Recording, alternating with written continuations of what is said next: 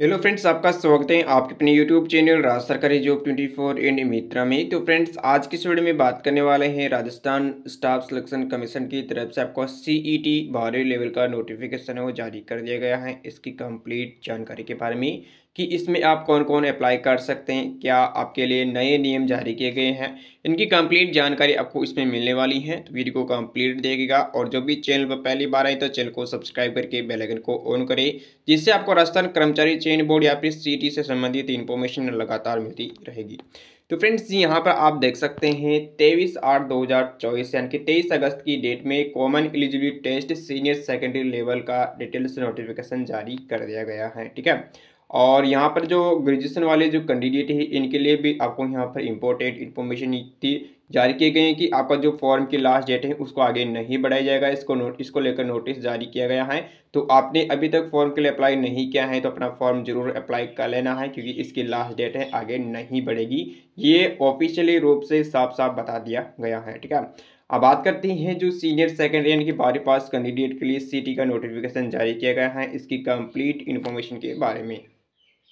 तो फ्रेंड्स, ये आपका ऑफिशियल नोटिफिकेशन जो कि 29 अगस्त 2024 के डेट में आपका यहाँ पर जारी किया गया है। समान पात्रता common eligibility test senior second स्तर का। ठीक है, तो इसमें जो वैकेंसीज जारी की गई हैं, सबसे पहले यहाँ पर देख सकते हैं कौन सी हैं। वनपाल की हैं, छात्र अधीक्षक की हैं, लिपिक ग्रेड सेकंड, कनिष्ठ सहायक लिपिक ग्रेड सेकंड, जो कि आपको यहाँ पर जो अलग अलग यहाँ पर देखते हैं लिपिक ग्रेड सेकंड 2 पोस्ट यहाँ पर दी गई हैं। ठीक है, लेकिन आपका जो विभाग है अलग यहाँ पर दिए गए हैं। राजस्थान सचिवालय लिपिक वर्गीय सेवा में आया है और दूसरा है राजस्थान लोक सेवा आयोग कार्यालय लिपिक वर्ग में आया है। ठीक है, तो पोस्ट नेम आपको यहाँ पर अलग है लेकिन विभाग अलग यहाँ पर दिया गया है, इसका ध्यान रखना है।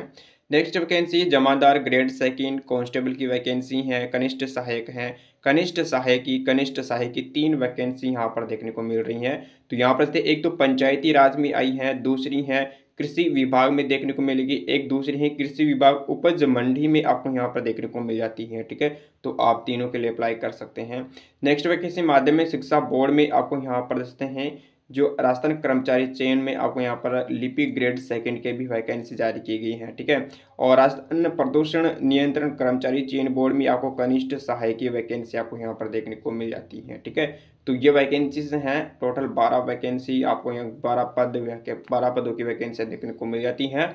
और इनका जो पद है, पदों का विवरण है यानी कि कितनी पोस्ट यहाँ पर आने वाली हैं, ये वैकेंसी के अंदर ही बताया जाएगा। जैसे कि कनिष्ठ सहायक की भर्ती आएगी, भर्ती का नोटिफिकेशन आएगा तो उसमें बताया जाएगा कि कौन सी कैटेगरी में कितने पद यहाँ पर निकाले गए हैं। ठीक है, वो यहाँ पर दी गई है और यहाँ पर आपको वही भर्तियों के बारे में आपको यहाँ पर नियम तरीके यहाँ पर बताए गई हैं। ठीक है, और इसके बाद सीनियर जो है इसके बारे में आपको बताया गया है कि आपको जो क्वालिफिकेशन है वो कंप्लीट कर लेनी चाहिए। यदि इन्होंने कंप्लीट नहीं की है तो वो इसमें अप्लाई नहीं कर सकते हैं, लेकिन अपेयरिंग वाले कैंडिडेट इसमें अप्लाई कर सकते हैं।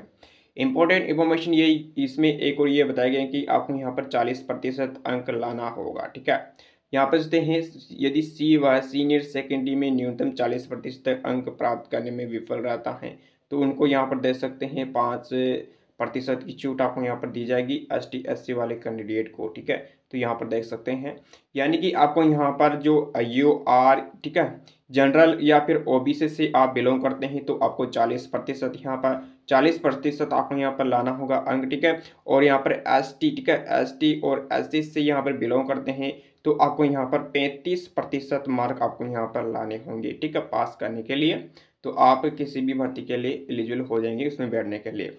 आवेदन की प्रक्रिया क्या है, आपको सबसे पहले SSO ID पर जाना है, OTR की KYC करना है।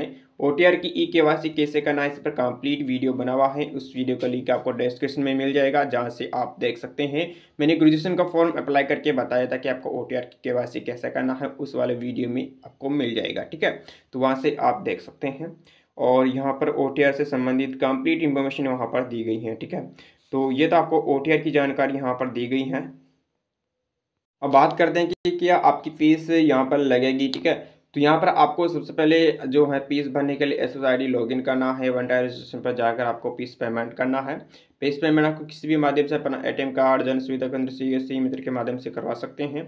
तो यहाँ पर सकते हैं जनरल और OBC के लिए या फिर जो अन्य स्टेट से बिलोंग करते हैं उनके लिए 600 रुपये फीस रखी गई है। राजस्थान की ओबीसी, ठीक है, और अन्य पिछड़ा वर्ग या फिर अति पिछड़ा वर्ग के जो कमज़ोर के स्टूडेंट हैं या फिर एसटी एससी वाले कैंडिडेट हैं इनके लिए 400 रुपये फीस रखी गई है। और जो दिव्यांग कैंडिडेट है इनके लिए भी 400 रुपये फीस रखी गई है। आपको ध्यान में रखना है कि एक बार ये शुल्क है, यानी कि आपको जो ओटीआर की जो फीस है, वन टाइम रजिस्ट्रेशन की जो फीस होती है, आपको केवल लाइफ टाइम के लिए एक बार ही पेमेंट करना होता है। एक बार आपने पेमेंट कर दिया है तो बार बार आपको पेमेंट करने की ज़रूरत नहीं है। डायरेक्ट आप वैकेंसी के लिए अप्लाई कर सकते हैं या फिर सीटी का फॉर्म भर सकते हैं, ठीक है। पेमेंट करने की आवश्यकता नहीं है।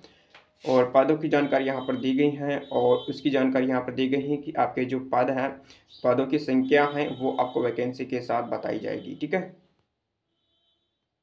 अब बात करते हैं सीईटी की पात्रता क्या है, यानी कि 12वीं पास सीईटी की जो पात्रता क्या रखी गई है, कौन कौन योग्य है, कौन कौन इसका फॉर्म भर सकता है, ठीक है। तो यहाँ पर पहले वैकेंसी जारी की गई थी तो इसकी क्वालिफिकेशन ये बताई गई कि इस डेट के भीतर आपका यहाँ पर एज है तो आप इसमें अप्लाई कर सकते हैं, ठीक है। और इसमें आपको यहाँ पर सीटी में उल्लेखित भर्ती के लिए शैक्षणिक योग्यता, आयु, अनुभव आदि होनी चाहिए। जो पद के लिए भर्ती में शामिल हो उसके लिए आपको यहाँ पर आपकी क्वालिफिकेशन कंप्लीट होनी चाहिए, ठीक है। तो एज लिमिट के बारे में हम बात करेंगे, पहले बात करते हैं क्वालिफिकेशन के बारे में, ठीक है। तो इसमें 12वीं पास यहाँ पर मांगा गया है, 12वीं आपने होनी चाहिए।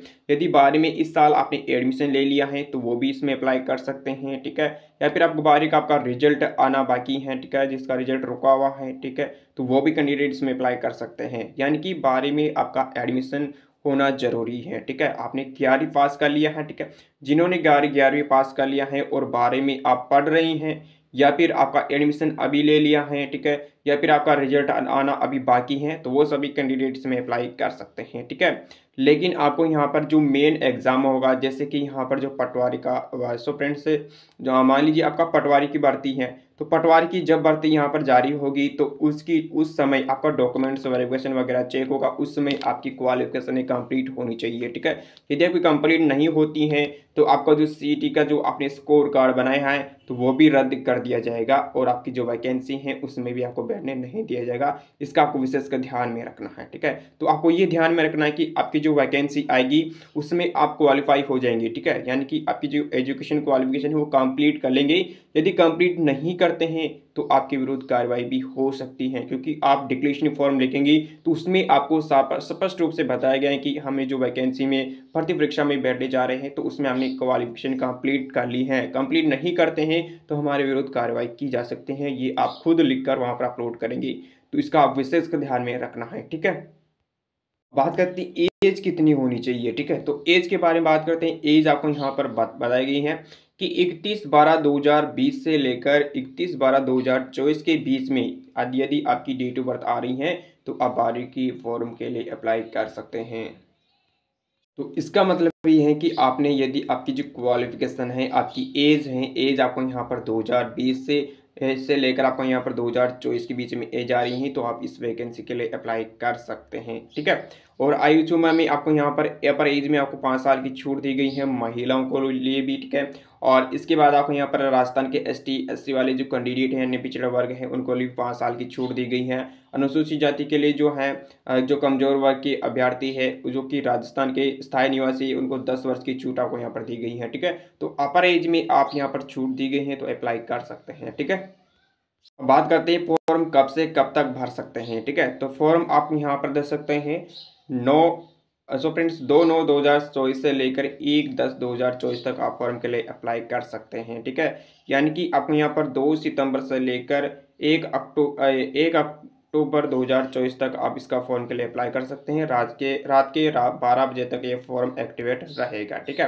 परीक्षा का आयोजन भी यहाँ पर बताया गया है कि एग्जाम डेट कब होगी, तो यहाँ पर देख सकते हैं 23 सितंबर से लेकर 23 अक्टूबर से लेकर 26 अक्टूबर 2024 तक इसके जो एग्जाम है वो चलने वाले हैं। यदि परीक्षा एक से अधिक चरणों में होती है तो इसका नॉर्मलाइजेशन भी होने वाला है। प्रवेश पत्र आपको SSID पर अपडेट कर दिया जाएगा।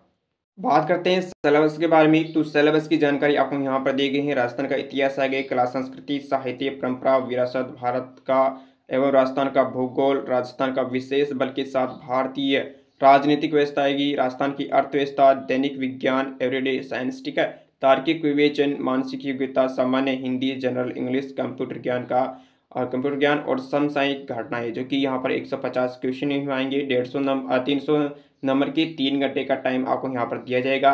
और इसमें आपको यहाँ पर इंपॉर्टेंट अपडेट्स दिए कि इसमें आपको यहाँ पर 4 विकल्प होंगे, ठीक है। 4 विकल्प के चारों नंबर सेम होंगे, ठीक है। और इसके बाद आपको यहाँ पर कोई भी नेगेटिव मार्किंग नहीं है। पर्सन आपको 12वीं लेवल के आएंगे, ठीक है। लेकिन इसमें आपको यहाँ पर 4 ऑप्शन होने वाले हैं। तो 4 ऑप्शन में से यदि आप किसी भी ऑप्शन का चयन नहीं करते हैं तो आपको यहाँ पर 1/3 नेगेटिव मार्किंग होगी, ठीक है। एक ऑप्शन ऐसा होगा जिसका कोई भी आंसर नहीं है। यदि आपको कोई भी आंसर नहीं आता है, ठीक है, 4 ऑप्शन तो आपको सो फ्रेंड्स 4 ऑप्शन तो आपको बिल्कुल उनमें से एक को टिक करना होगा कि इनमें से आपका एक होगा। एक 5वां ऑप्शन होगा जिसमें आपको चारों में से कोई भी ऑप्शन आपको नहीं आता है, इसका आंसर नहीं देना चाहते हैं, तो 5वां ऑप्शन आपको सेलेक्ट करना होगा। यदि आप 5वां ऑप्शन सेलेक्ट नहीं करते हैं तो उसको 1/3 नेगेटिव मार्किंग आपके यहाँ पर काटी जाएगी। आपको इसका विशेष कर ध्यान में रखना है। और यहाँ पर आपका विस्तृत सिलेबस दिया गया है, टॉपिक वाइज किस टॉपिक में कौन से यहाँ पर आने वाले हैं क्वेश्चन, वो आपको यहाँ पर विस्तृत सिलेबस यहाँ से देख सकते हैं।